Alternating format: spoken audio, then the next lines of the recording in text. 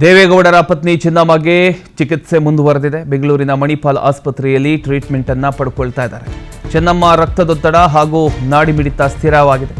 ಆರೋಗ್ಯ ಸ್ಥಿತಿ ಬಗ್ಗೆ ವೈದ್ಯರು ಮಾಹಿತಿಯನ್ನು ನೀಡಿದ್ದಾರೆ.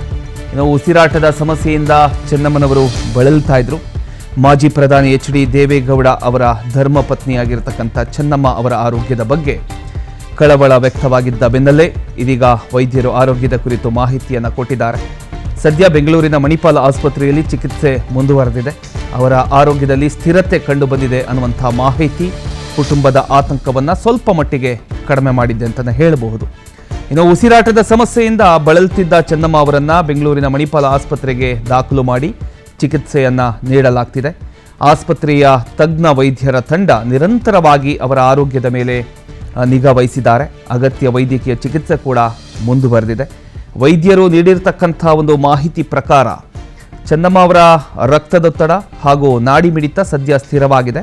ಇದು ವೈದ್ಯಕೀಯವಾಗಿ ಸಮಾಧಾನಕರ ಬೆಳವಣಿಗೆಯಾಗಿದ್ದು ಅವರ ಆರೋಗ್ಯದ ಮೇಲೆ ವೈದ್ಯರು ನಿರಂತರವಾಗಿ ನಿಗಾ ವಹಿಸಿದ್ದಾರೆ.